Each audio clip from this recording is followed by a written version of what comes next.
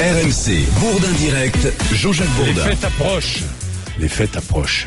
Donc vous allez peut-être boire du champagne. Mais si vous avez envie de boire du champagne, encore faut-il boire du bon champagne et pas trop cher. Et pour ça, nous avons Jacques Dupont. Ça va, Jacques? Oui, ça va très bien. Bon, le champagne, Jacques. Dans le point, supplément champagne du J'en ai point goûté à peu près 800. Combien? Faudrait 800 champagne. On se vous voit ce matin, hein? Non, c'est tutoie. C'est comme tu veux. Non, c'est toi. C'est comme tu veux. Il aurait fallu que je te montre sur mon smartphone, j'ai fait une photo d'une pyramide de bouchons qui représente 3 jours de dégustation. Ah bon? Je la montrerai après. 3 jours, tu as vu 3 jours, il y a une pyramide. Non, je suis resté un mois et demi pour goûter 800. Bon, ça va, je suis rassuré. Dis-moi, Jacques. Au bonheur des dentistes. Dis-moi, le champagne.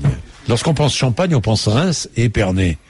Mais on ne fait pas du champagne qu'à Reims, dans la région de Reims ou celle d'Épernay. Et non, on en fait même pas loin de la Ferté-sous-Jouarre dont on parlait tout à l'heure au téléphone.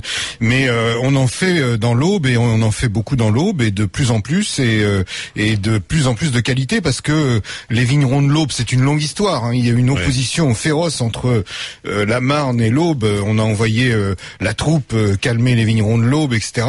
Et on leur a réduit leur territoire pendant un bon moment. Et maintenant, de nouveau, ils replantent, ils retrouvent de l'appellation contrôlée, et évidemment avec un esprit de challenger. Donc dans l'Aube, on essaye de faire très très bon. C'est souvent des jeunes qui sont là et ils essayent damer le pion un peu à ceux de Reims et d'Épernay. Alors, mais la capitale des Champagnes, c'était Châlons autrefois. C'était Châlons en Champagne. Ouais. Châlons en Champagne. En Champagne.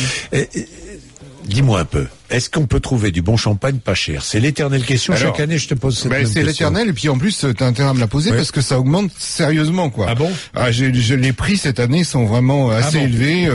On est sorti des périodes de crise, etc. Mais je sais pas s'ils vont continuer à augmenter comme ça. Ils vont aller droit dans le mur, les champagnes. Pourquoi?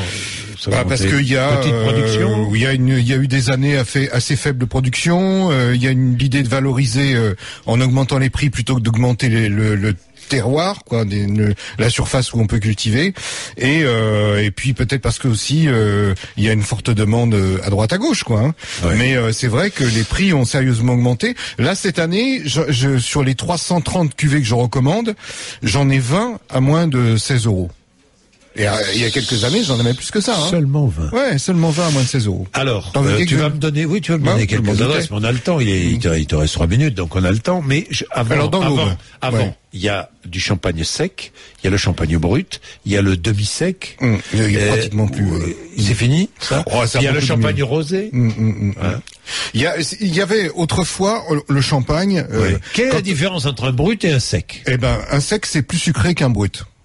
Et quand on va dans les et quand on veut encore moins de sucre, c'est ultra brut ou brut nature où il n'y a pas du tout de sucre. Ultra brut, c'est 5-6 grammes. Et toi, tu recommandes quoi, brut? Je recommande ce qui plaît, quoi, ce qu'on aime. Alors c'est vrai que les goûts ont changé. Autrefois, quand on retrouve des très vieilles bouteilles, là, vous savez, au fond des océans, tout ça, là, c'est avec des taux de sucre incroyables. C'était très très riche en sucre. Donc, on le sent plus parce que super sec. Et c'était plutôt des doux. Oui, des doux. Hein parce que si on va dans la hiérarchie, il y a brut nature, ultra brut, sec, demi-sec, doux, etc. Bon. Mais c'est fini ça, champagne doux. Oui, plus ça va, moins on dose, c'est-à-dire moins on ajoute de sucre dans le champagne au moment où on enlève le dépôt et qu'on met le bouchon définitif. Bon. Et on trouve beaucoup le champagne rosé, quelle est la différence? Pourquoi est-il rosé? Il est rosé parce que on peut le faire de deux façons. Soit c'est le seul endroit en Champagne où on a le droit d'ajouter du vin rouge. On ajoute du vin rouge de la région, bien sûr. Hein, donc le rosé, c'est un mélange. C'est un mélange. Le champagne rosé, ça peut être ça, ou ça peut être aussi une macération comme on fait le rosé ailleurs. Hein. Oui.